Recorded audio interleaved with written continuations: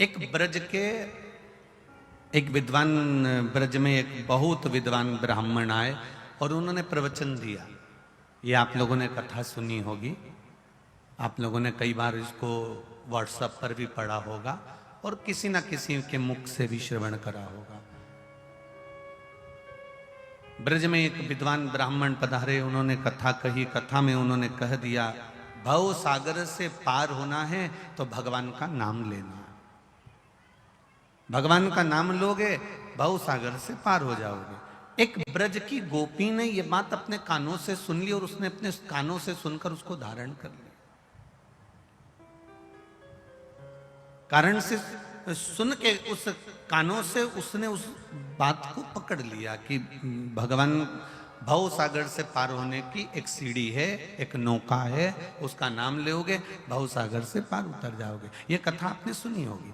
और ब्रज की वो गोपी कथा सुनने के बाद छाछ बेचने, दही बेचने, माखन बेचने जब मथुरा जा रही थी वृंदावन से, तो नाव में बैठने की जगह उसके मन में भाव आया कि महाराज जी कह रहे थे कि नाम लोगे और भव सागर से पार उतर जाओगे। भव सागर तो इतना गहरा है, उसमें नाम से पार उतर सकते हैं, तो यमुना तो इतनी गहरी है नहीं, क्यों ना मैं भगवान का नाम लेकर यमुना से पार उतर जाऊं। नाव का पैसा बच जाएगा, 5 रुपए देना नहीं पड़ेगा, 2 आने देना नहीं पड़ेगा। उसने यमुना जी को नमन करा, प्रणाम करा, भगवान का नाम लिया, नाम लेकर यमुना जी में पांव रखा, पांव रखकर पैदल पैदल चलकर यमुना जी से पार उतर गई। यमुना जी से पार उतरी, रोज आना जाना ऐसा चलता रहा। उसके 5 रुपए रोज के बचने लगे। महाराज जी जब अपने गांव मथुरा वापिस जाने लगे प्रवचन करके, तो वो गोपी साथ साथ चल दी, मैं भी मथुरा जा रही हूँ, चलो। महाराज जी भी चल दिए। महाराज जी ने नाव बुलाई,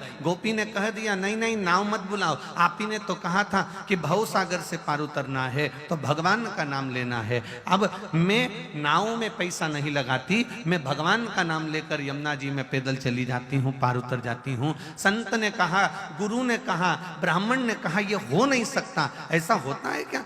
अरे डूब जाएंगे। नहीं नहीं महाराज नहीं डूबेंगे, तुम एक बार भगवान का नाम लेकर चलो तो सही। और संत ने जैसे ही भगवान का नाम लेकर जो यमुना जी में पांव रखा तो संत तो डूबक डूबक डूबक डूबक डूबने लगे। गोपी ने हाथ पकड़कर खींचा और गोपी भगवान का नाम लेकर पार उतर गई। अर्थात गोपी ने संत से पूछा कि तुमने बताया और मैं पैदल चलकर निकल गई और तुम इसमें डुबकी लगाने लगे, कारण क्या है? इतने में संत ने गोपी के चरण पकड़कर कहा, तूने मेरी वाणी पर विश्वास कर लिया और मैं उसकी कथा पर विश्वास नहीं कर पाया, इसलिए मैं डूब रहा हूं और तू पार उतर रही है। हम कई बार भगवान की कथा सुनते जरूर हैं, हम कई बार भगवान के शब्दों को सुनते जरूर हैं, हम कई बार व्यासपीठ से कथाओं को सुनते जरूर हैं, पर कई बार हमारा विश्वास पक्का नहीं हो पाता। तुमने किसी को पशुपति व्रत बताया, उसने पशुपति व्रत करा और उसका काम हो गया, और तुम 3 बार 4 बार पशुपति व्रत कर चुकी, काम नहीं हुआ। उसका कारण है कि उसका विश्वास